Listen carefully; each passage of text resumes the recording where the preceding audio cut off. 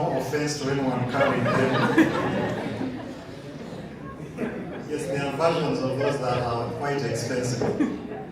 So they are not carried in this room. So when China comes onto the scene with such cheaper options, cheaper phone options, more people could afford smartphones. According to Statista, about 38.4% of Ugandans own smartphones today. Who then was left behind? It is those that still could not afford a phone and data, and a few who chose to stay away. For the proprietors of social media channels, it is primarily business and influence. I mean for the owners of TikTok, Facebook, X, and all the rest. For them, the primary consideration is business. What the society gains from social media is secondary to the interest of the proprietor. The platforms are used to gather audiences for adverts and to study users' minds, often so as to tailor adverts to policies and tests. As the Harvard Professor of Science and Technology Studies, Sheila Jasanov, has observed, and I quote, "Digital data from countless online interactions can be aggregated and grouped to build remarkably accurate composite pictures of persons' identities, attitudes, and behaviors. Data allow access not just to that person's body or appearance, but to the thinking and acting self within." End of quote. George Orwell's book, 1984, has never been performed on such a large scale as we witness on social media today. Big Brother is literally watching us as we are still in a setting such as a salon. Here, we are under a massive online infrastructure of surveillance, where even our geographical location at any particular moment of online activity can be traced. So where you are now, you can be traced. And I think even when we turn off the location settings, still there are ways of tracing where exactly we are. So Big Brother is watching us everywhere. Where you go, what you say, what you search for, what you watch, leaves a digital trace that you have no power over. It should not surprise you that the next time you visit YouTube, even before you search, it will bring you videos related to what you tend to search. The road becomes the driver. And it should concern us that we are being surveilled that much, or our behavior is being conditioned to act in certain ways. So if you think that when you're watching something in your privacy, you're hiding in your room watching, no one knows what you're watching, it leaves a trace that is attached to your phone, that is attached to your SIM card, that is attached to the network that you're using for watching it. And at any time, someone can tell what you have been watching over time. In fact, they can present a sheet indicating your interests. And for some, you might be surprised to see that your interest has been pornography the entire year, mostly. Yet outside, you present differently. So Big Brother is watching. Because our social media presence means business to the proprietors, their strategic interest is in keeping us glued to our screens. Whatever manipulative mechanism can achieve the result of getting subscribers addicted to the apps, that will be used. Hence now on Twitter or X, when you read one particular tweet and the comments to it, below you will find a lead that reads, "Discover more," often suggesting either very popular tweets or from a person whose tweets you often read. Facebook puts very short attractive videos as you open it, where watching one quickly leads you to the other. TikTok videos quickly run from one to the next, even before you select to watch. YouTube does the same. WhatsApp came up with statuses, which are often catchy memes, photos, and jokes posted by your contacts. If you don't exercise control over yourself, you might spend an entire day viewing statuses. That is the scene that we see today of groups of people, each on their phone. The danger of the resultant addictions is beyond what happened to the ancient philosopher called Thales. It is said that Thales fell into a well as he was observing the heavens. He could not see what was down, he was busy observing the heavens. He ended up falling into a well. We are not different in our concentration now on the phones to which we are getting addicted. The social wells we are falling into are evidently deeper than the physical well of the philosopher Thales. The road is the driver.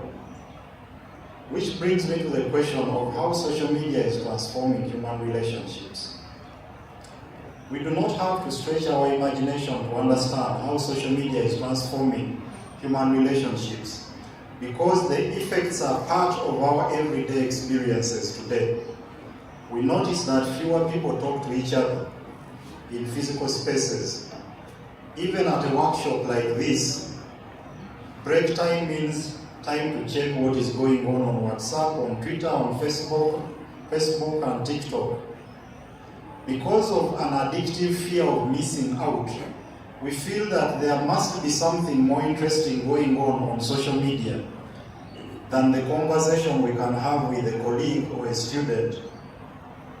We observe how difficult it is to sustain uninterrupted conversation today, even at home. We constantly convince ourselves that we are going to social media because there is something important we are going to do there. The same way an addicted smoker tells himself that the next cigarette they are going to smoke is needed. It is not easy when the road is the driver. At physical events like this, some of us have become keener on communicating to those who are not around about what is happening than keenly following what is actually happening. We can hardly pay attention to what is physically happening in class, meetings, places of worship, restaurants, at a home meal, in cinema, in a taxi, on the road, even in the toilet. On a light note, but a serious one, social media has increased the time people spend in toilets. Don't be surprised whenever you check, you find the door is engaged. Someone could have forgotten about what took them there. It may not be the case, as we might imagine, that a person who does not pay attention to those around him or her in a conversation is simply bad-mannered or uncultured. Many behaviors are acquired by habituation. The repeated practice of something until it becomes a habit over which we may have no control. The mental process that facilitates the way we always feel the urge to check our phones for updates is not different from that which pushes an alcoholic to keep adding another drink until they can't find their way back home. But we will always find a way to convince ourselves that ours is not an addiction.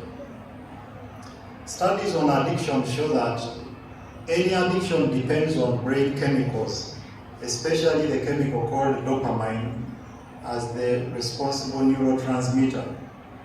When we get a notification of an email, a tweet, or WhatsApp message on phone, the brain releases dopamine. When this is done repeatedly with our attention, dopamine starts getting released even without notifications. We then start reflexively checking our phones every now and again. More than Pavlov's dog, if you know that experiment, we start salivating even when the bell hasn't rung, wondering why it is not ringing. The road is the driver at that point. Following many confirmatory studies, psychologists have come up with a name for this tactile hallucination. It is called the phantom vibration syndrome, referring to the false perception that one's phone or other technological device is vibrating when it is not. Hence, a reduction in concentration. Why you always have to pull out your phone and check if there is something, or you feel like your phone is notifying you even when you keep checking your phone as if you have something. At that point, it is significant. It is the same way someone will pull out to see them. Even when they're going to eat, they're in a place where they can't smoke, they find themselves pulling it out and then they realize and take it back. So if you feel that when your hand is not on the phone, something is wrong, or there is something going on that you're missing, then that is a point at which you should be reminded that something is going wrong. Actually, some of our thumbs have gone a bit lame, but they are always like this because they are used to scrolling. So even when you're not scrolling, the thumb is waiting for something, for a screen to scroll. So when you find someone on compound with their thumb like this, just know that they are dealing with something that perhaps has become stronger than them. Hence, a reduction in concentration. Studies have also shown that individuals with heavy social media use had minor gray matter on their brains, yet the gray matter is responsible for attention control. So, if your neighbor here has been on and off phone all through, I hope I have helped you with a possible diagnosis. If someone near you is not concentrating, they keep pulling out their phone, I hope now you're able to understand what is going on. I know now some are going to painfully put them in the pockets or somewhere, but in their heads, something will keep telling them, you have to check, you're missing something. Based on observation of American society, the MIT psychologist Sherry Turkle describes today's youth as alone together. They are, and I quote, they are absorbed in individual devices, unable to break free and form meaningful, multidimensional, real-world connections. End of quote. They just extend their hands on the screen and they touch love. In the Ugandan context, and even in America, I do not think that Sherry's description only applies to youth. Perhaps mostly the youth, but several people my age and above are guilty as accused. Of course, an African old man or old woman addicted to their phone looks a little more awkward. In many traditional African societies, these are the figures children traditionally gathered around for stories about life. Katijaji Atacha Rabusim is laughing alone on TikTok. Philosophers, especially philosophers of society, should ask, what are the social and epistemological implications, implications to knowing, to knowledge, to thinking? What are the implications of the rise of the human that cannot pay attention? What does it mean that today many people can hardly pay attention, many people can hardly focus on? What does it mean to a human that is more interested in those that are not physically present? A society where people are keener on counting online friends than physical ones, where friendship is initiated by a click to add and ended by a click to unfriend or to block, and where friends are strangers anyway. that we have friends on Facebook whom we don't know, strangers. Even when you meet them, you can't recognize them. But you say that I have 100,000 friends on Facebook. A society where conversational, physical interaction is diminishing. What does all that mean to us? Evolutionary theorists, sociologists, and philosophers have variously explained the social function of conversation, especially indicating that it is more than mere communication, that conversation is not just about communicating. There is much more than that. The French philosopher Jean Baudrillard argues that conversation bonds humans beyond transactional interaction. When it is physical, the interaction is more likely to come with warmth, empathy, and the feeling of engaging with a real human being with feelings, desires, and vulnerabilities like any of us. It is easier to interpret a person in physical presence by paying attention to their appearance, their subtle gestures, their facial expressions, and manner of speech to judge their personality, intentions, and reliability. Friendships formed out of such engagement are relatively more informed of who we are dealing with, and they tend to be more sustainable than the friendships that we create on social media. But this is not to say that from social media we cannot get, or there cannot emerge meaningful friendships. It's also possible, but less likely in comparative terms. But even beyond friendship, it is relatively harder to hurt the other in their physical presence compared to what we are capable of in virtual space or on social media. Sometimes on social media you read a comment from someone and you get shocked that it has come out of that person. Something they would never say physically. The internet curtains afford us more boldness and propensity for bluntness, rudeness, and insensitivity. And this becomes a danger to relationships. When the distance combines with social media's provision for immediate response or reaction, that on social media you can respond immediately, even without thinking, this exacerbates the danger. Usually, when we cannot find means to immediately respond to information or a phenomenon that has triggered us in the physical world, we are forced to take time to think through it. When someone annoys you, or you think about something that a person did to you, you get annoyed, you don't have a phone. That means you will take time to think through it and then respond later when you meet the person or when you can communicate, when you have had some time to think through it. But what happens when social media allows us immediate response? What happens? I think you already have an idea.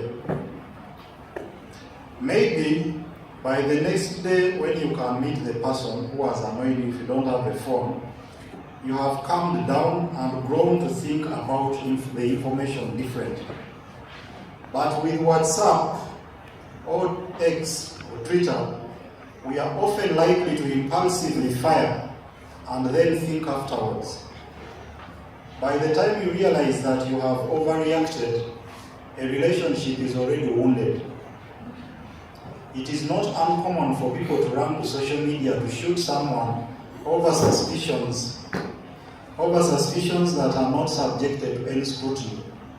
Before social media, you would take some time to think about ending a relationship. There would even be some time to talk through the differences. Now you get a message on WhatsApp saying, "It is over and don't look for me." Has anyone ever received such a message here? It is over and don't look for me.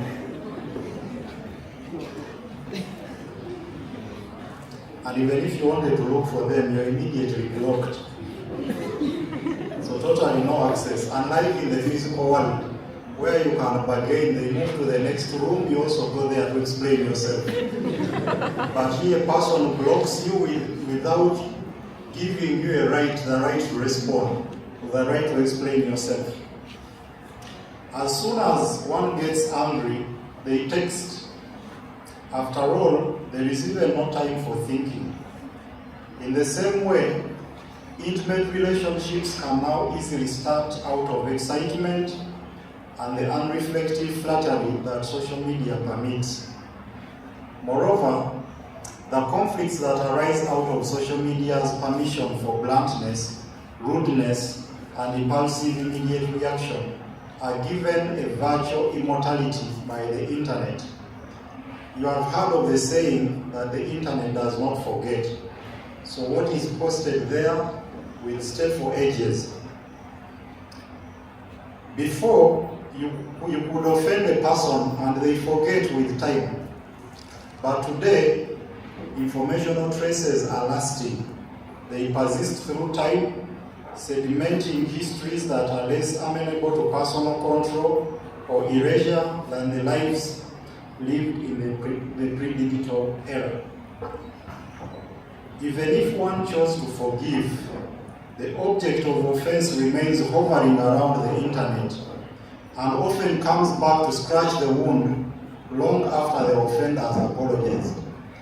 Even when you annoy someone, you apologize, perhaps you go back and delete what you posted. Someone has already taken a screenshot and shared it elsewhere. And you no longer have control over that screenshot. It will remain there. Even if a person has forgiven you, whenever they see this thing, it somehow scratches the wound afresh. In his book titled The Digital Era, rather the Digital Term by Westerer, he says that the digital era of the fourth industrial revolution has come along with a gossip revolution. Social media is rooted in the human tendency to gossip, out of natural curiosity and a lazy desire to know. Gossip is also explained to be an evolutionary human inclination that facilitates group survival. So gossip is not an entirely bad thing. It is natural to human beings. It is part of what we instinctively acquire for survival. It is one of the ways through which we access information, and a lazy way of accessing information, even for those that may not seriously look for it. Traditionally, there were times for gossip at the village well, in the market, at the drinking place, in grazing times, and so on. Now all time is good enough for gossip. Even at midnight while in your bed, or when in office alone, you can gossip. The contribution of gossip to social conflict needs no explanation, more so in a society that has no time to think through what it receives. For the significance of thinking in sustaining social relationships and fostering progress, I will now turn to how social media is impacting on thinking and knowledge production. As already observed by many, the fourth industrial revolution, as the current era has come to be known, is characterized by technological advances which are merging the physical, the digital, and the biological worlds in ways that create both huge promise and potential peril. Through the ages, humanity has survived and progressed through innovations for improving life. This obviously means that thinking and knowledge production have been at the center of human survival and progress. When thinking itself is now at risk, we should be deeply concerned. One may argue that in every epoch, thinkers and innovators have been a minority, and that it shouldn't worry us when masses on social media can no longer think deeply. Some few people will still think, and they will continue innovating for the rest. It could be argued that way, that much as social media is keeping many of us away from thinking because we have no time for reflection, there are a few people who will continue thinking. They can innovate for the rest of us. But still we should be concerned. And by the way, I think there are so many signs to show how thinking is diminishing, how there is a reduction in thinking in our society. You just have to look at the things that we call trends. You just have to look at the things that motivate us to behave in certain ways. That when a person builds a house looking in a particular way, within a short time you find that everyone else is imitating that. When a house is painted in a way that one likes, they will copy that, other people will copy the same. That you can enter a house, many of the houses in Uganda, by the way, houses of a particular size, and you can already predict where the sitting room is, where the dining is, where the bedrooms are, and that there will be a corridor. This indicates that there are few people who are actually thinking to create new things. Because we can come up with different structures of houses. So when you see everyone building the same kind of house, that should worry us. It means that many of us are not thinking.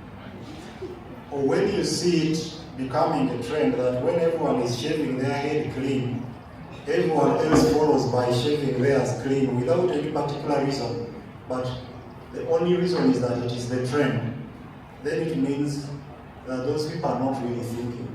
Because a thinking person should be able to make independent decisions, not just following what everyone else is doing. So part of this is out of the fact that social media is keeping us away from thinking, but also about many other factors, including the nature of our education, which focuses more on exams, on the teacher giving us material and us handing back what the teacher gave us, what is called the banking approach to education, as Freire called it. So there are so many other factors, but social media is one of the contributors. Such a world should concern us.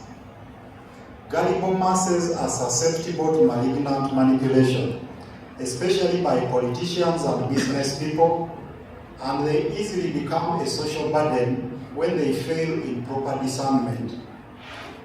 Will the few study for them? Will the few run the private affairs of the masses? Will the few manage social relationships for the masses?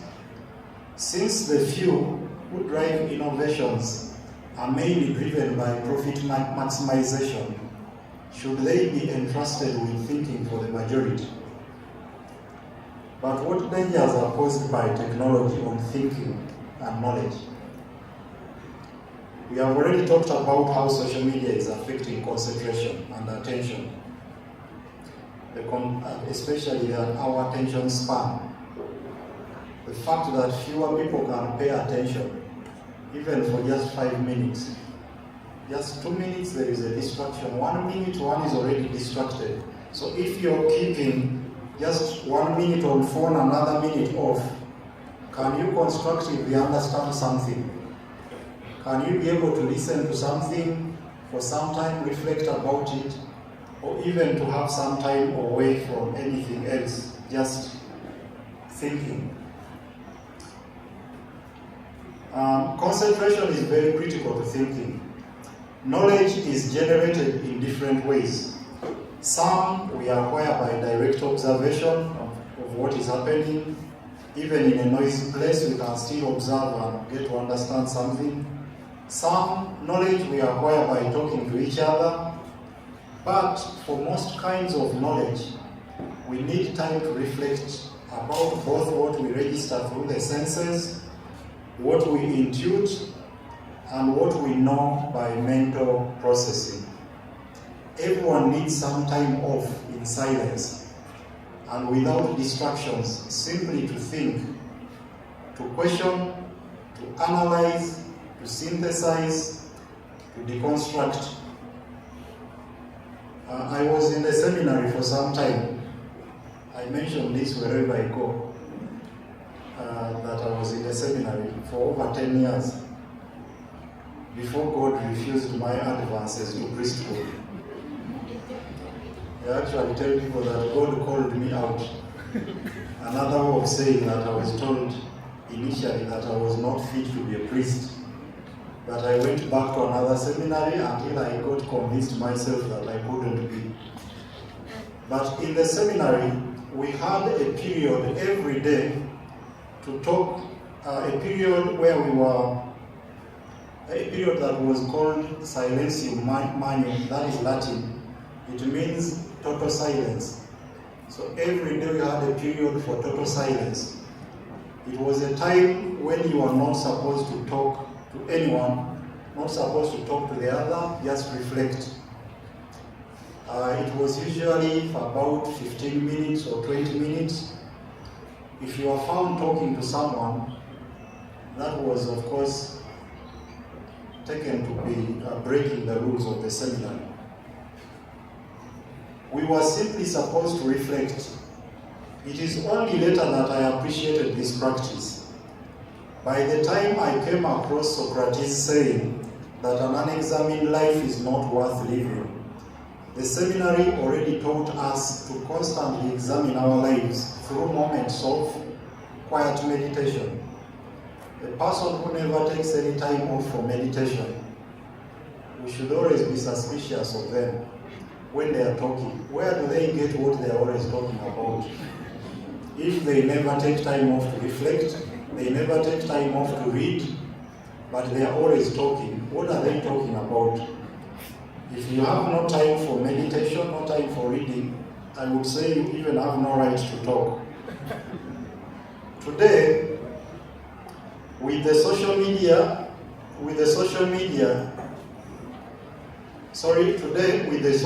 human busy running after fragments of information, news, and humor from waking up to going back to bed. When do we take time off to reflect about all that we come across?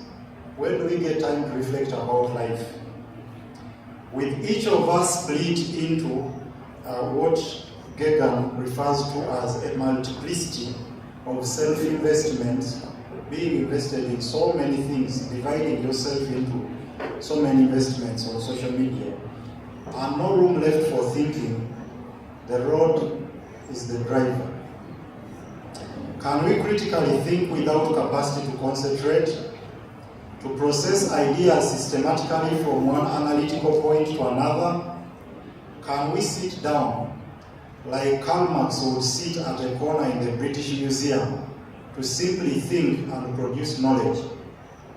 With dopamine crazily sending disruptive signals that there is a new notification on your phone, can you focus for 1 straight hour?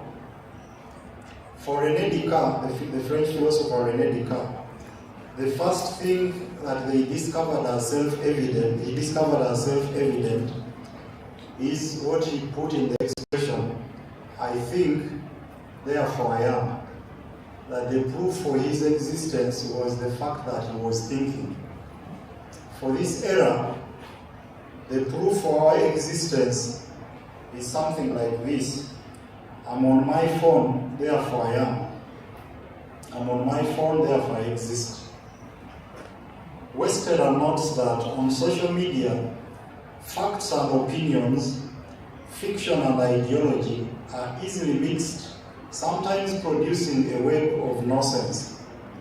Considering how the social media jungle is characterized by such a thick mix of insightful ideas, lies, pure junk, and nicely packaged poison, shouldn't it concern us that we do not have time to think through one lie before we are bombarded with another?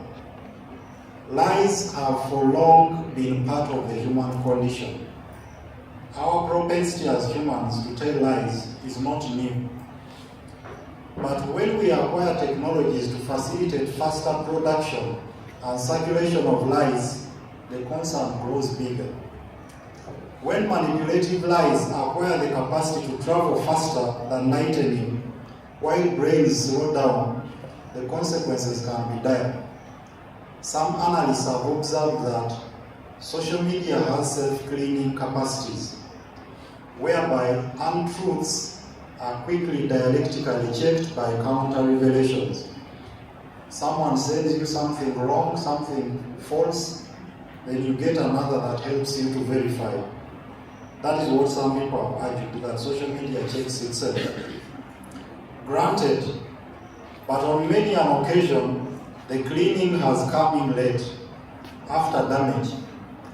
More than ever before, Jonathan Swift is on the spot in his observation that, and I quote, "Falsehood flies and the truth comes limping after it, so that when men come to be undeceived, it is too late." So is the popular version that falsehoods run around the world as truth is still putting on its boots. The web of lies of the COVID period are a good example here.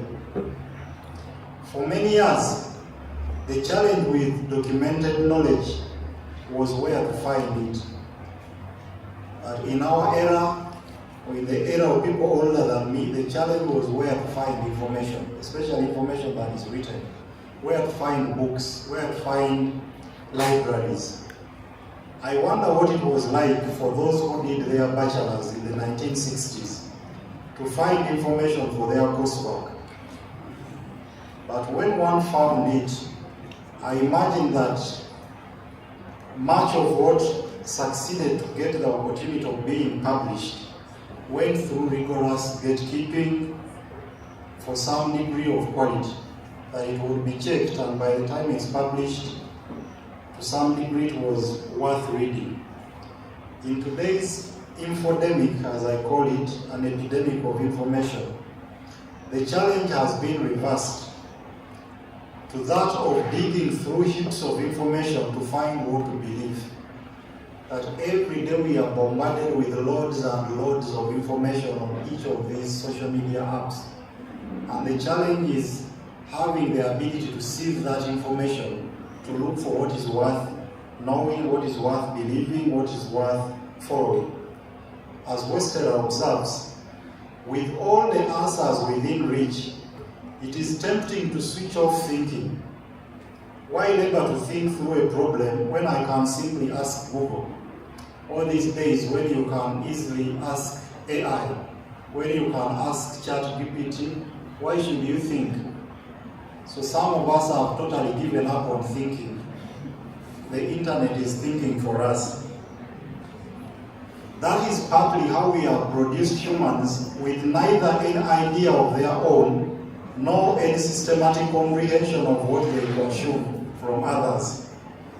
We collect several random bits, which, even in their contradictions, we can comfortably accommodate them beside each other.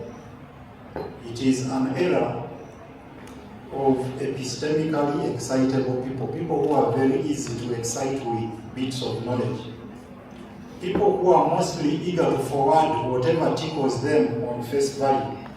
In any case, the desire to get more online following demands that we excite our publics, especially with emotive content. What does it mean to be an influencer? Does it involve prompting people to take time to think? Whatever requires much thinking should be avoided because it demands for what the addicted public cannot give.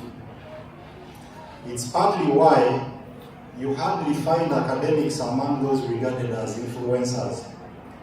No one has time for the hesitation of academics to take positions without researched evidence. The masses can't wait to move to the next tweet or WhatsApp message. We fear to miss out. The road is the driver. When the philosopher Erich Fromm wrote in his book Escape from Freedom in 1941, his concern about the media was that the rise of the TV and radio expert, who was often invited to analyze the world and events, was killing thinking. People regurgitated views of the experts and hardly thought of their own. Perhaps he had a point. When social media eventually democratizes media, everyone becomes an expert of sorts. Everyone here is an expert. If not on relationships, you are an expert on plants, you are an expert on what? Religion. Religion, So everyone is some kind of expert on social media. So what happens when everyone is some sort of an expert? While the fear of Eric was that the trained philosopher, sociologist, psychologist, or political scientist was turning the masses into surrogate thinkers, now the expert hardly gets audience. No one wants to listen to experts, because why waste time listening to them when I'm an expert as well? We are at the stage of what Andrew King called the cult of the amateur, where the audience is running the knowledge show. Kasuku, Rumbuye, Bad Black, Banjo, Full Figure, they took away the microphone from the professor, the agriculturist, and the social worker. In fact, Bad Black was recently appointed an ambassador of a certain university in Uganda to harvest from her huge social media following. The road is the driver, even for universities. I'm not saying that this should be blamed on the new influencers. And this is not to deride Bad Black or Bajo or Mbuye to mean that they are nothing or they shouldn't be currently aligned in their favor. In some that had abandoned. It could be a combination of sheer luck and their ability to study the dynamics and demands of the information age. While academics were busy dismissing social media as unserious, as I said in the beginning, the Rumbuyes understood that it was a tide that was not to be taken back. They strategized accordingly, as some of us in the academia still hoped on being discovered and looked for in our conservative analog worlds by the busy and addicted public. We are eventually going virtual and devising ways, even by academia, devising ways of taking our knowledge and research findings there.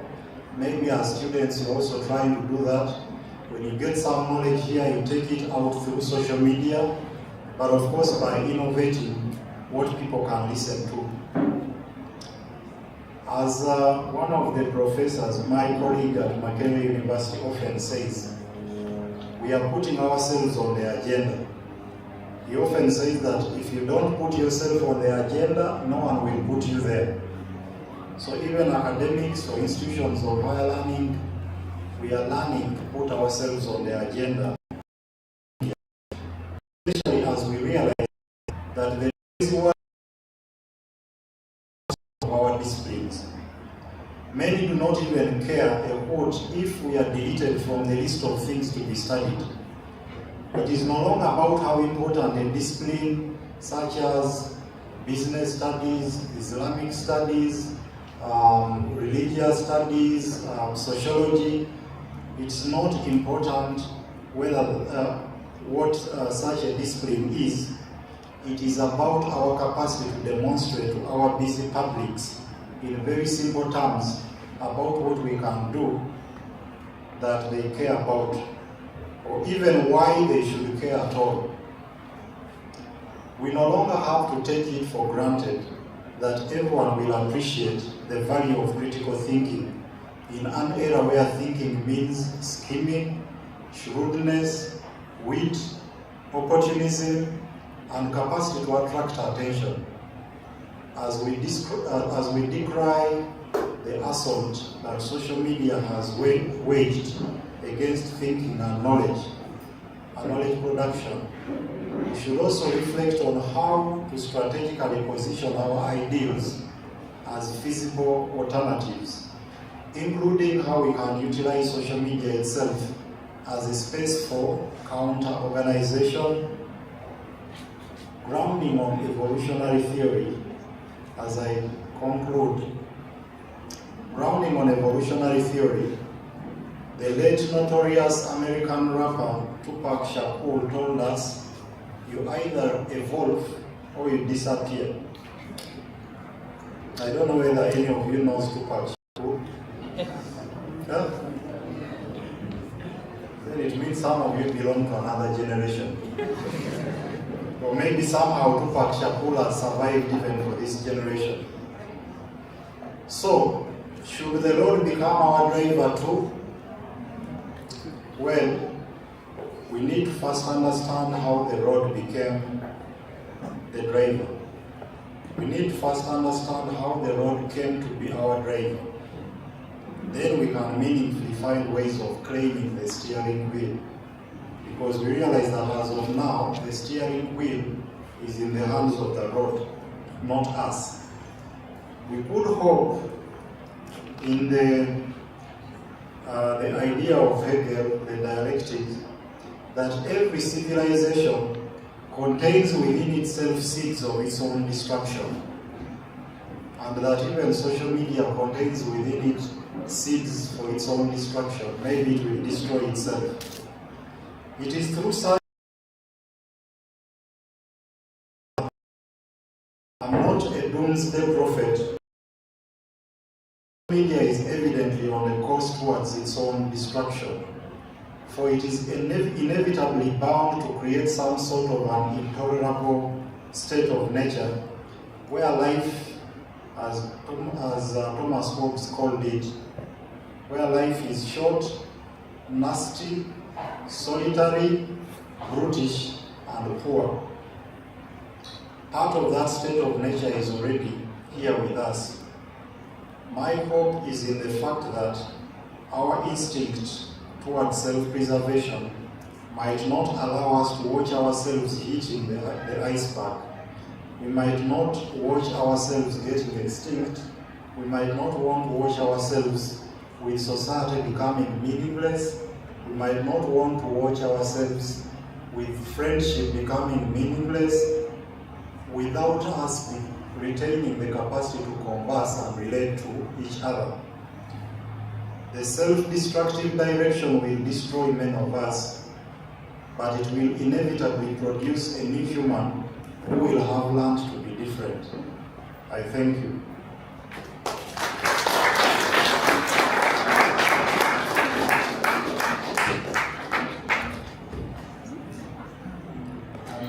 I hand back the microphone. I don't know whether it's someone else who wants to answer the questions, if any.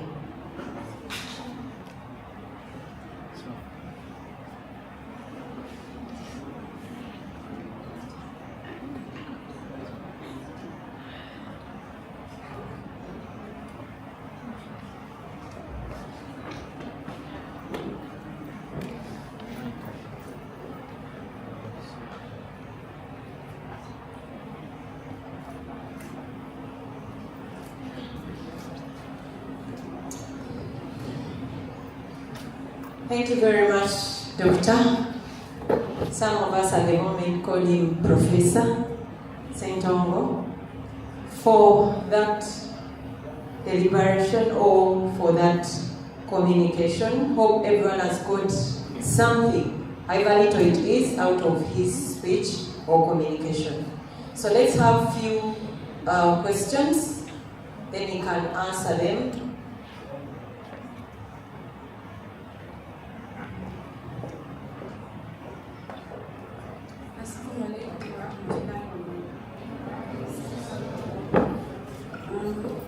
My name is Jalia Manager. I just want to ask one question.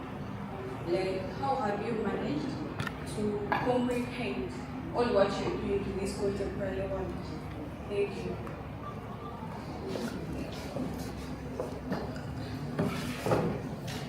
Anyone else?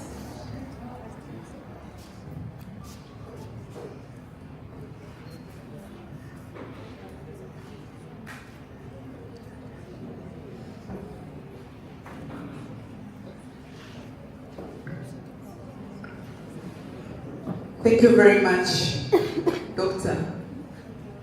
Individually, I'm very privileged to have been part of the congregation that had you today. I was highly expecting to get what I expected, and really, I'm very appreciating. I even feel I have no question, but we need to get a resolution to this disease that we hate, social media.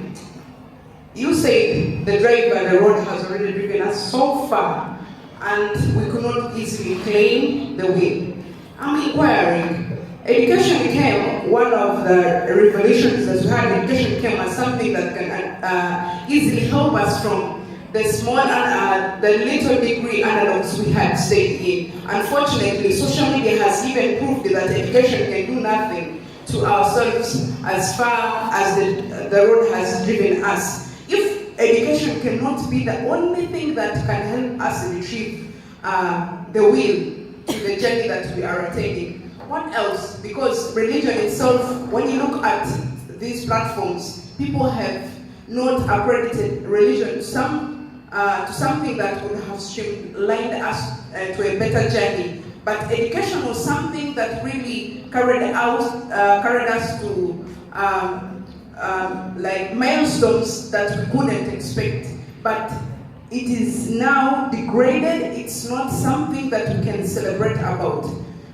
So help me retrieve education as something that could have at least helped us attain the will back. Thank you.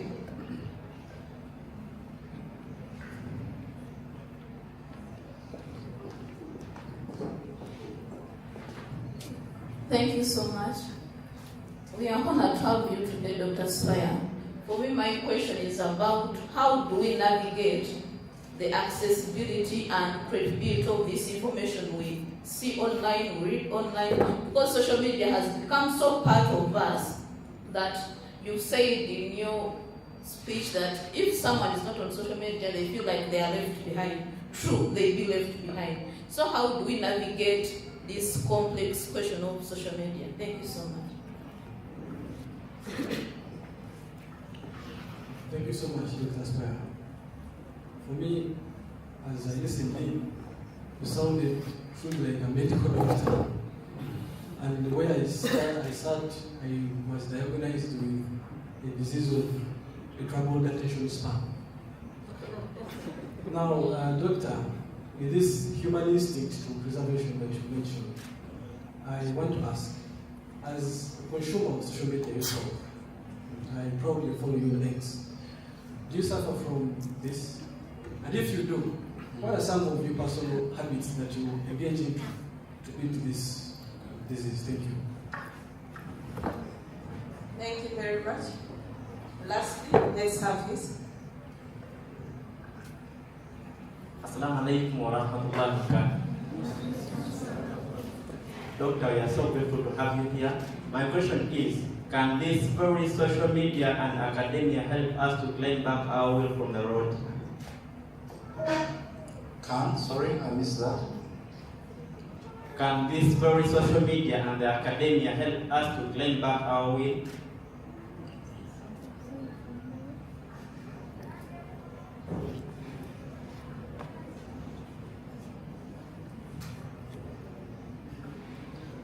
Thank you so much. Mr. Spire, I have two questions. One, putting all other factors constant, would you recommend your child to use social media? And why would you answer the yes one? The last one is, do you believe in social media privacy? For example, WhatsApp has this feature called the encryption. Should I consider my messages that I send to my friend not containing any other third party? Thank you.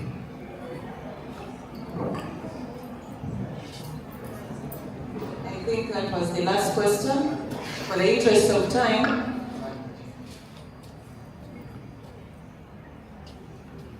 in the interest of time, so as a student of Professor Hansa, I would really ask the last question. please. Prof, thank you so much. I'm reflecting on the metaphor of the road as the driver. So in the context as the professors and the universities are putting themselves on the agenda and fully put on them. In this room here we have administrators, we have lecturers. What about in your space, as a person who is walking the talk of the theory and the practice from the university, public intellectualism, to wherever you're doing, how should the teachers all the lecturers and the professors at the university like this one, which is starting in a very competitive social media market, really do need to make sure that they still be relevant in the context. The last question is, one of the things that make a university is research. How should we as lecturers or as teachers and students be able to maneuver and make a comeback from the social media and engage with it holistically to contribute to meaningful social transformation? Thank you. Sorry, I missed the last bit, the last part. So I'm saying that what makes the university to be relevant is how to contribute to research. Now, since we're experiencing the way the social media is making us to move at the pace where some of us are not appreciating and even be able to make comeback, then holistically, because it is a fact that we can't go with it as a way of organizing society. Because even before they write to you official communication about RENEB has already published on their Twitter handle, even before they send the communication to principal that they have made changes on this. So the paper will come later. The information will be there. So what I'm asking is that, what will be your last advice as a person who has engaged on this for some time, to be able, as for us who are growing in this place as you've seen it, to be able to be overcome this colonium of social media as a threat? It is being taken by this, because we are in a place where you find out that you can send an email to the lecturer, and then the lecturer replies after 2 weeks, and you wanted something immediate. And they will claim that I was not online. And yet we are seeing you are doing very tremendous work. We are reading your work everywhere because of social media. How can we learn from that? Okay. Just one last one. We have some online users who are on our YouTube channel. And there is just one question from here. And this one that actually comes in from one of our lecturers who is currently in Norway, but he's privileged to be taking in your content today. He asks, in a world where information is instantly accessible, is the true purpose of education to teach knowledge, or to cultivate wisdom in discerning and applying that knowledge? That comes in from Mr. Mate Asumani. In a world where information is instantly accessible, is the true purpose of education to teach knowledge, or to cultivate wisdom in discerning and applying that knowledge? Thank you, Prof.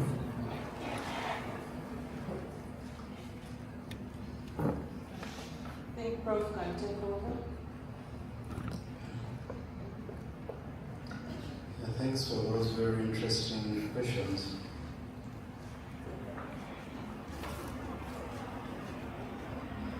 Yeah, thanks for those very interesting questions.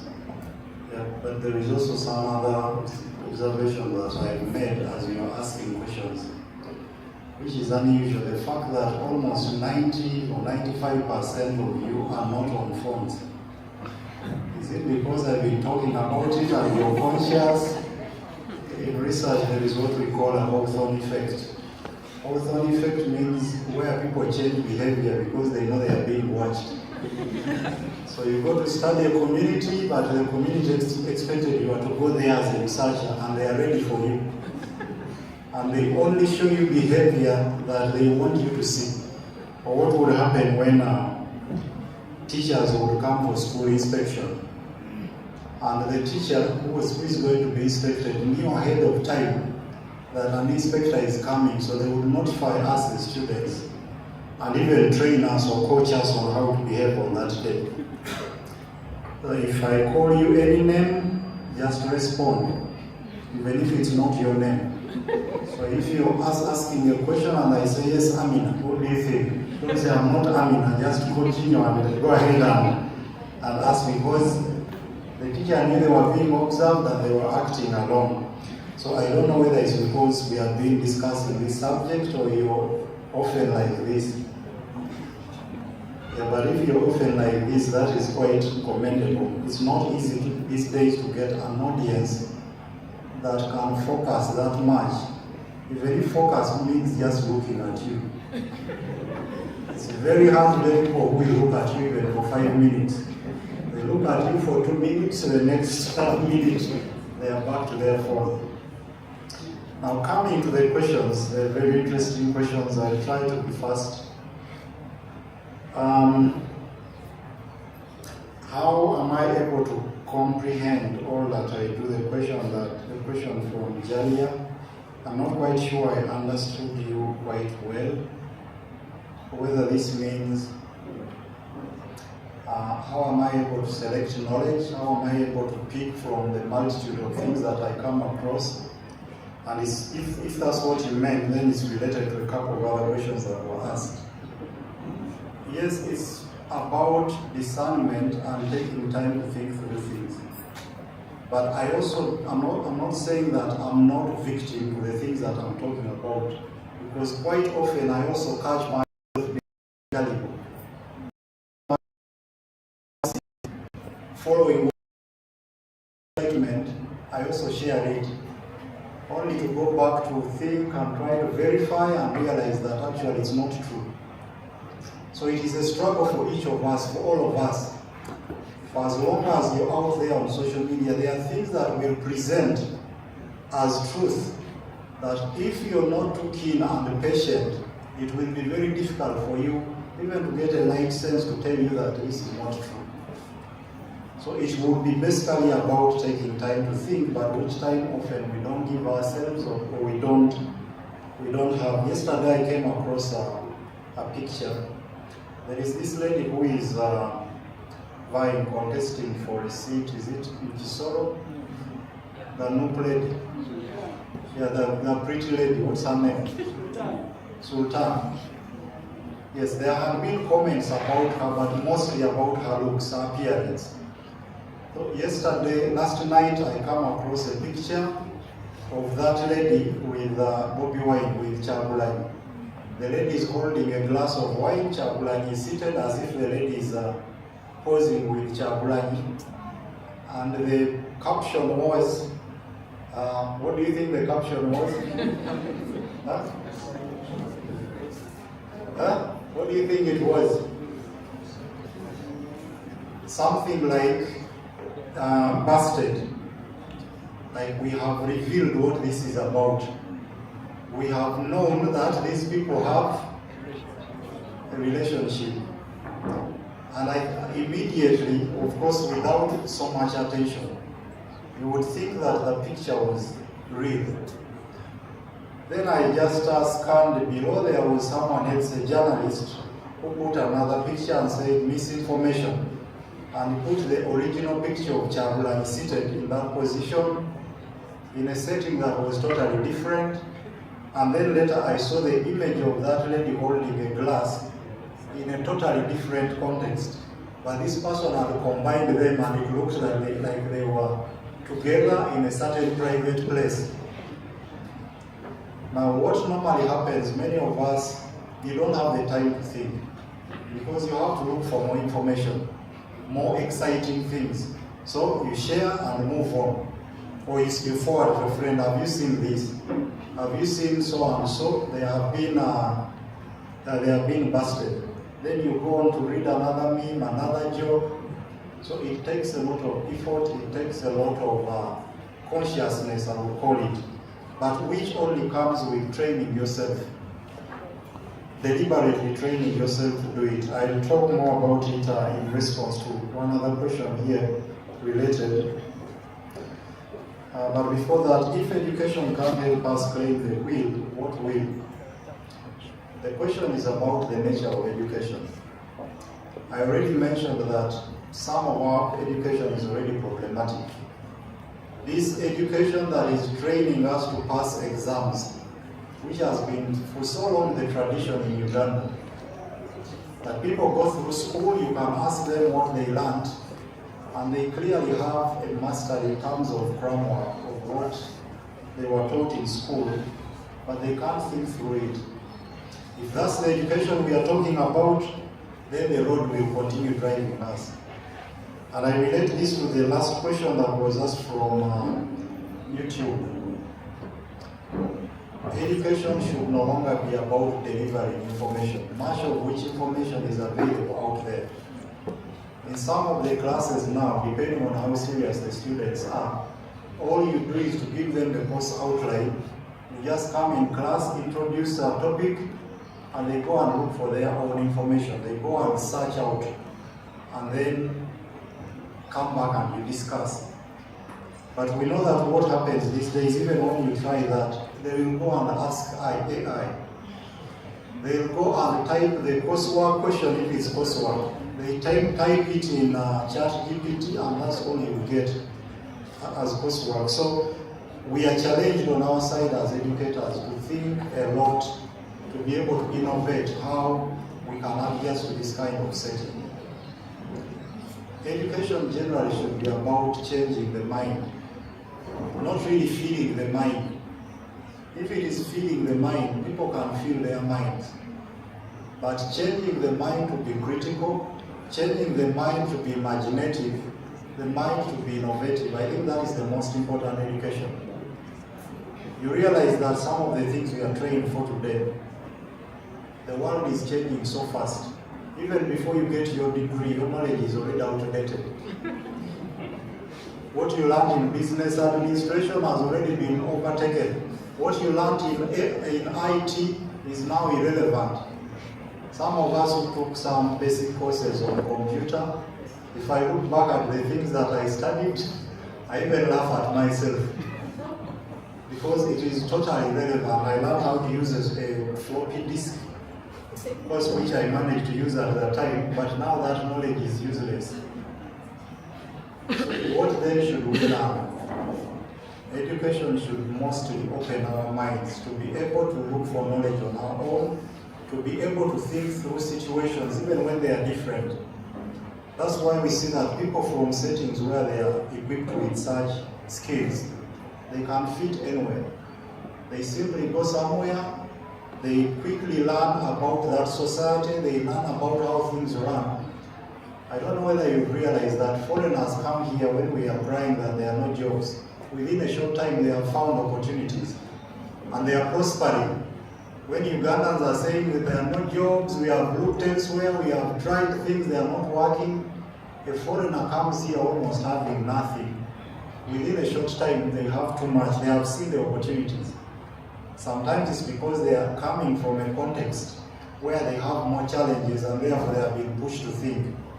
Or it could also mean that in our context we have not been taught how to think and innovate and imagine, so we are looking for places where we can deploy what has been put in our heads. So it is like someone who has been given a hammer and they are looking around for nails. If they fail to find nails to hammer, they say, my hammer is useless now. So instead of acquiring knowledge of selecting which tool to use where, and if there is no tool, how do I make the tool myself? Yeah, that is my quick answer to that, that it should be more about opening up the mind. In fact, I would advise that every institution should be teaching critical thinking as a cross-cutting course. This should be a course to be taught whether one is studying IT or business or communication. Everyone should learn critical thinking. Many of the problems we are suffering is because our people are so gullible, because our people cannot think through things. Even something that appears obvious, that anyone who takes a little effort to think will be able to know that this is not true. Someone has already taken it for the truth. What does that show? That there is a certain inability to reflect and think. So we need this regardless of what one is studying. Maybe here could be a conversation you could start and follow up. I know some institutions have already started doing that. Navigating the credibility of the information, I partly talked about that. It is quite difficult these days telling lies from the truth. There are some apps that are being created to help, but people don't even have time for using the apps. For instance, someone can send a picture that this has been taken in Owino. You can use an app to establish when that picture was taken and maybe where, except if it has been de-identified and someone has removed all the tracers, all the identifiers. But people don't even have, even when you tell them that you can use these tools to assess or to verify information, they will not go there because by going there it means they are missing other information. But we can be helped in verification, of course, on top of using our own insight, our own intuition. Do I suffer from the attention challenge that I'm talking about? Certainly. I grapple with many of the problems that I wrote about here, the problems that I just talked about. But sometimes you ask yourself, am I still thinking? Because you're busy all the time. Leave alone this being busy on social media. When you're not on social media, you're talking to a group like this. You're not talking to a group, you're teaching. So you ask yourself, is it there new knowledge that you're not getting? Because you don't have time for reading. And there are things you're not reflecting about because you're busy trying to get information about corruption and sharing it, trying to look for another scandal, what is happening, how can we change this? Yes, I'm a victim too, and I struggle with it. What are some of the mechanisms, the strategies that I use? There are moments when I switch off. Of course, you will not realize. If you follow me on X, you will not know when. But there are days when you will not see me tweeting anything.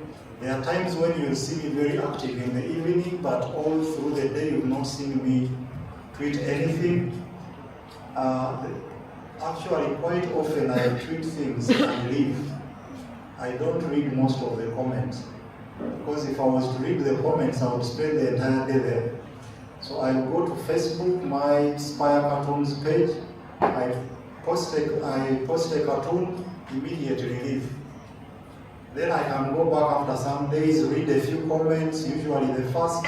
That is enough for me to get some insight about what people are saying or thinking about the cartoon, which is different from someone who is just there, sometimes not even tweeting anything, but they are following what others are tweeting. And they have to scan through all the people they are following. What has Spire tweeted today? What are the comments? Actually, some people will even comment. I'm seated here in the comments waiting. If you're seated in the comment section waiting, Spire has already left the tweet, is away doing something else. So you will sit there and maybe not do anything. I know sometimes these are just jokes.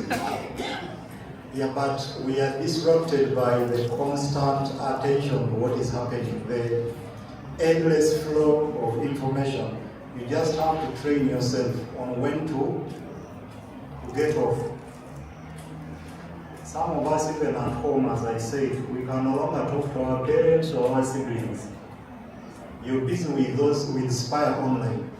Spire, who is a stranger. I'm not saying you shouldn't be busy with Spire, but at least as you're busy with Spire, you should also be able to talk to your siblings at home. But how do you get that? It is a discipline that is very hard. It takes effort. Without effort, for many of the things that are addictive, you've seen people who are trying to quit smoking or drinking. 2 days they say, I'm off, I'm totally off. I've not taken anything for 2 days. Then the next day find them hiding, drinking and hiding. It's the same thing some of us do. You say, I'm going to keep off social media today. Before you know it, you're opening from the pocket.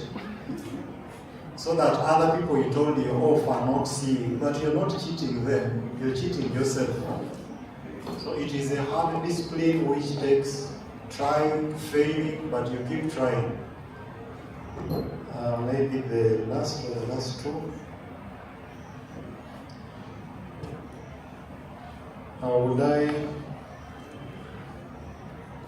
And social media and academia help us to claim the will. Yes, actually, social media contains some of the tools that can help us. but tools that are shared by other people, because the entrepreneurs, as I said, the owners of those social media apps, what they are interested in, the more addicted we are, the more business they make.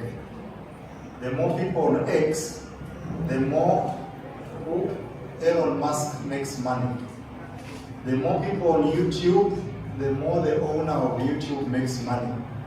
But how do they make sure that there are more people there? By making you addictive, by making it addictive. If they are able to trap you there, to catch you and not allow you to leave. As I said, that when you watch one video, maybe wait there, I only watch this small video and leave. And not even a second passes before they take you to the next video. They have captured you and kept you there. Now it means that the advertiser will want to be there because there are people who are paying attention. That's why when you're watching a song every few minutes or seconds, there is an advert coming in. The advertiser takes advantage of the fact that there are so many people watching that song. Therefore, they plant their advert there. And that's why a song that is viewed by many people will attract more payment for the artist. Because the artist, the owner of the song, is helping YouTube to invite more advertisers and to make more money. So social media can help. It has some tools. There are people who always share insightful tips. Academia, can it help us? It depends on what you mean by academia, and it depends on what kind of academia. If it is academia in the traditional sense of sit in class, get some, attend lectures, take notes, go to the library, do some reading, replicate it in an exam, that might not help. Because that kind of teaching actually is also contributing to addiction to social media and the internet, because it is sending students to AI. And for as long as students can have their questions answered by AI, it is leaving them a lot of time to spend on social media. Would I advise my child to use social media? It depends on their age. If they are, let's say, above 18 at university, maybe from back, I can allow them to join social media, but before that, senior 5, senior 6, what would they be doing on social media? Except if it is strictly for communication, and communication with a limited network. But I'm saying that today, I know that tomorrow things can change. Things are changing so fast. Before you know it, schools have adopted social media as a teaching space, and they are requiring students to have such gadgets. Are you going to keep your child away? Yeah, so some of these things I can only give tentative answers. For now, as the world is now, I wouldn't allow them to use it before university, but I also know that at a certain point they would have to make independent decisions. The best I can teach my child is how to think independently and how to make wise decisions. Policing in itself, policing a child doesn't help much. If they have not learned how to think and decide wisely, even if you police them, then simply look for an opportunity to do what you don't want them to do. How private is WhatsApp? I think this person is scared. How private is WhatsApp? Your conversations on WhatsApp. Maybe it is safe from other people, especially the public that is not interested. But if you're a public figure, or if you're someone, let's say that government has some questions about, some suspicions about, they can access what you communicate on social media. They can access many of these things because they have gadgets and tools that can help them access. Of course, we keep trying to make it harder for them so that it's not an easy job. Even if they access it, at least let them struggle. But they can access. How about our colleagues here, friends? I know of cases where someone has contacted a friend in SFC and they helped them track their wife's phone, and they brought them the entire chat. This is what you are communicating with so and so. So it's not entirely safe, but above all, you should remember that WhatsApp is owned by someone. That WhatsApp is managed by someone. It is not a no man's land, or it's not a private space entirely. The one who owns it also owns all that information. The teachers to leverage social media, I think I talked about a bit about that, but for relevance, I mentioned that many academics or many institutions of higher learning have been hesitant to move to social media. Actually, even to many internet spaces, online spaces. At some point, that makes sense. But there are also points where you know that if you don't adopt, you're going to be rendered irrelevant. You're going to be defined out of existence. And if you refuse to adjust, the world simply leaves you there. I know that we hold certain values that are contradicted by maybe what happens on social media, but what we have to do is to devise ways of using social media in productive ways. Many of these things I've talked about so much that might be dangerous about social media, but social media, as at the beginning of the presentation, has so many advantages as well. It is said that the usefulness of a gun depends on the holder. How useful a gun is depends on who is holding it. For some people, social media is simply destroying or is simply destructive. But there are people who have benefited a lot from social media. Some people who have simply learned the tool, how does it operate, how do people relate to it, how can I position myself to benefit from this, while at the same time avoiding its dangers. And they've been able to do a lot. Some of my colleagues that refuse to join social media, we find that others are stuck to positions, others generate knowledge that they are not sharing with anyone else. They write papers, but the papers are not cited by anyone. Yet there are colleagues who have an account on X, an account on Facebook. When they publish a paper, they also go to Facebook and notify friends or whoever is following them. I have published this paper, you can find it here. The other one who has refused to go there is keeping their paper, waiting to be discovered. Maybe they will get discovered when the paper is no longer relevant. The last one, I think I've already answered this about the true purpose of education. Is it to teach knowledge, to hand over knowledge, or to cultivate wisdom? I think the answer was in the question. It was a rhetorical question. The one asking already had the answer. It should be the latter, cultivating wisdom, not just handing over. But sometimes we have to combine the two. You cannot simply go to class to train thinking without mentioning a few things that are about sharing, facts that are about sharing what others have said, maybe citing a book by someone. So it has to be a combination, but with the proper purpose. What do we want to achieve out of it at the end?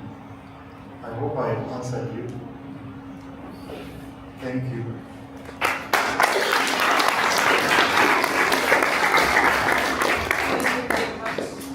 Doctor, for those food for thoughts.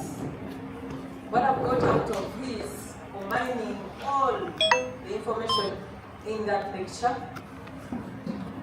he said, he quoted something. Are you on phone? That is why you are, or are you thinking that is why you are? So I think it should be a food for thought for all of us. Thank you very much, Doctor. I call upon the Director, Quality Assurance, Dr. Chisike Abdul, to give a vote of thanks to our guest. You're welcome, Doctor.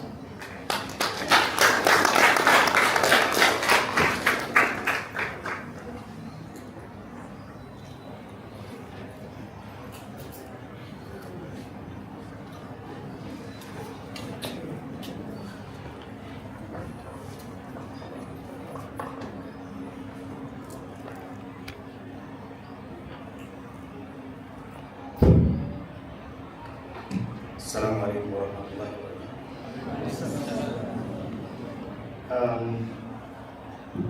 barakatuh. Before I thank our presenter and doctor, I would like to thank everyone who has taken his time or her time and is us here.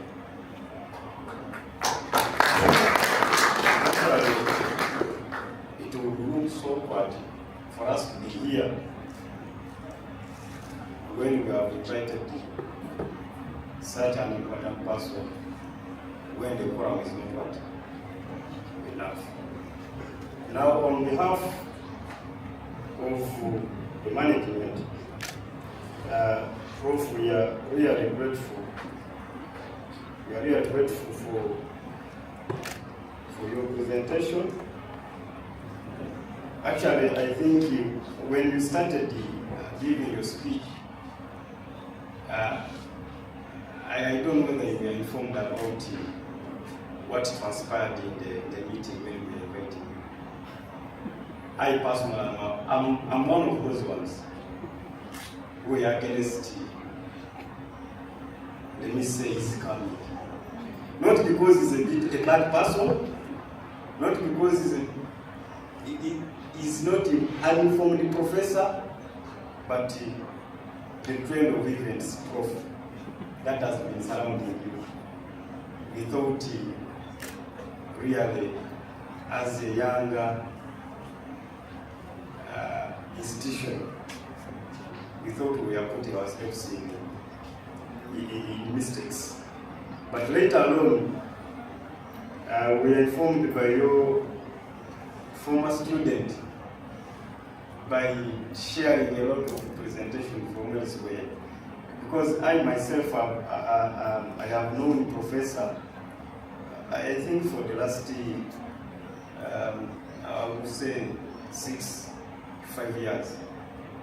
Because I went to Makerere, when I was doing my PhD from there, I used to see you going to where fine art is done, and later on I got problems to find out whether Professor is part of that college of engineering or is in humanities. Not until when one day I was part of the public that was witnessing when Dr. Musamba William was presenting his doctoral thesis, and I found you there as the chair. And then that's when I started gazetting myself and getting to know where you really belong. Prof, thank you very much for your presentation.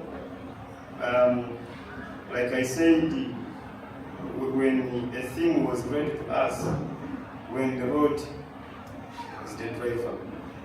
Actually, I was looking at the events of the presentations and the workshops you were doing within Kampala, and the most recent one which caught every person's attention, apart from these corruption tendencies of the parliament, of showing how the status of the roads we are moving in within Kampala.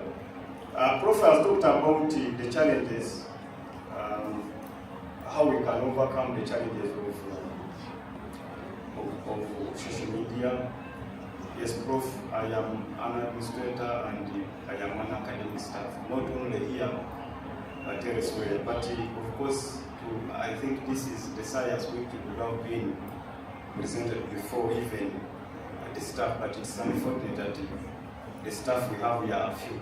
If you have a challenge that you come up with a topic, you get sub-themes or sub-topics. Before even you could start presenting and arranging what you have given, already the students have answers. And the challenge now we are getting is that you cannot stand in front of the students when you don't have facts. And these students, what they believe in is that what you speak or what you give is exactly what has been given, either by the artificial intelligence or any other. And the artificial intelligence has gone as far even asking, was the answer given to the problem responded to, or is it responding to the question? Do you have any other challenge that you would want to be assisted? So that's where we are going. And I was sharing with a colleague there, and I said the challenge we have is that now I think Prof has talked about the critical thinking in the 21st century. We are training people, the critical thinkers, to be problem solvers. But now with these errors where people can get content and the answers on the skill plate, I don't know where we are going. So thank you, Prof, for those wonderful presentations. He has already talked about how you can be trained to overcome these ones. He said, I think it's all about discipline. And he has talked about that if you want to rest from maybe social media, because I personally, I was forced to leave my phone in my phone office. But when I traveled with my computer, I forgot that even on the computer there is also WhatsApp. So even one of the colleagues within the presentation is here was texting me and saying, are you seeing the presentation? And we went about the presentation. And when we talked about how people recited something related to research and said, you have not seen people trying to text and surf and do other means of how they can engage with social media. I personally, think you did not see me, but I was almost listening and then doing so. So, Prof, thank you very much for your presentation. As management, we are really grateful for your coming. I think we are not up to that expectations that you can accept our invitation. And I am sure with the likes of Ashraf, Uthman, and office of the principal, we should always continue having such engagements, because I don't know whether you can be the way you are right now after this presentation. The historian is here, where I think we used to study history, European history, where they said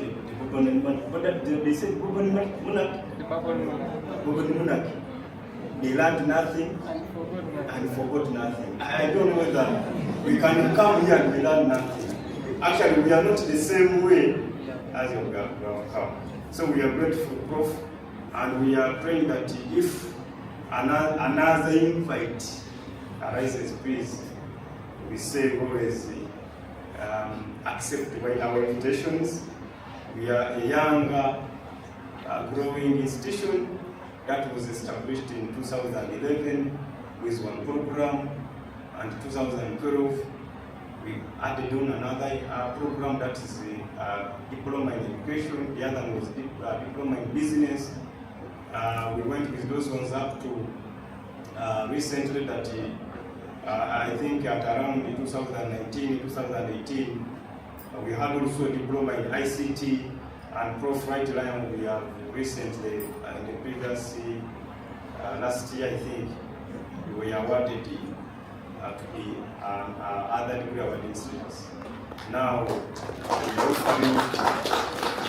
we are offering degrees in ICT, business, Islamic studies, education. And of course, with the team we are seeing around there and others who are not around, we have also I was able to think about coming up with postgraduate degrees in respective areas. And Prof, you never know that since you are a kind of person who can also accept and make these other younger institutions grow, we may invite you and we say, let Prof Ssentongo be a visiting lecture. Because what we know, let's say 1 hour to our students and even us ourselves is something that can change the minds of the rest. These students, it is a milestone on our side. I think Dr. Ashraf Mugaula was saying that ever since this institution started, we have never had a public lecture of this kind. And you know, these students, when you see them, whenever you keep on talking to them, we cannot change anything. They are seeing us as usual people. But when we have people like you and you come and talk to them, and then later on they get to know the people we are associating with, they can also give credit and even respect our lecturers. So, Prof, thank you very much. We wish you all the best.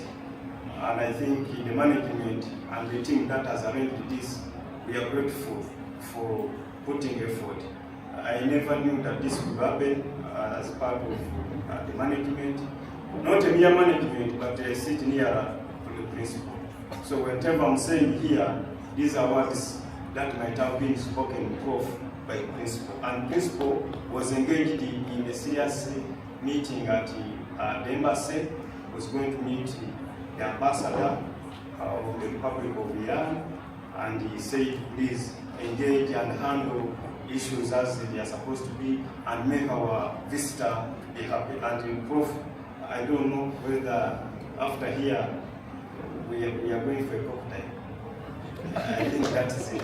So colleagues, thank you very much for your coming. Students, thank you very much for your coming. Prof, we are really grateful for your presentation.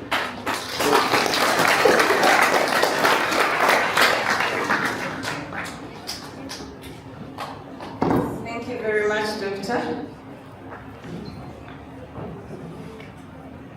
I think all of us are not the same. That is the fact.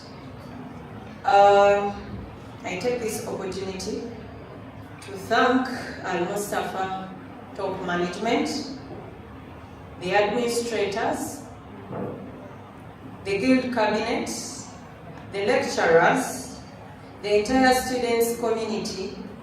Thank you very much. Barakallahu fikum. May God richly bless you. Like what Doctor said, if it wasn't you, we would feel so embarrassed.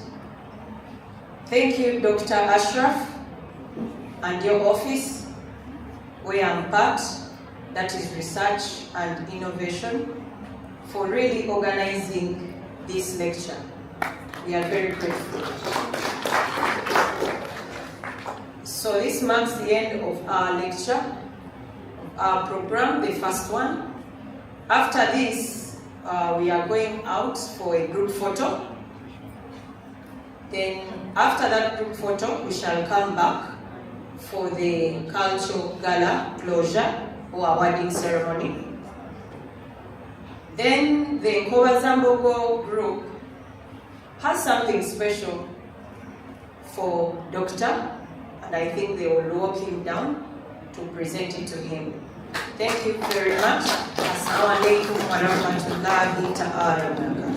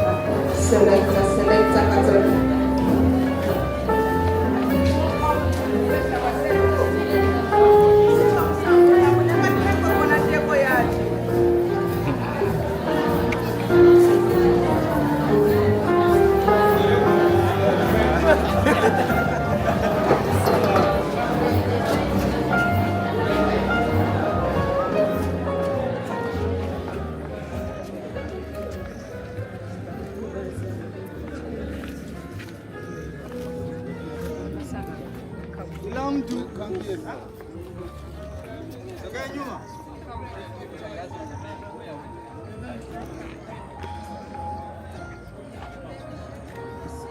Kila mtu sogea nyuma.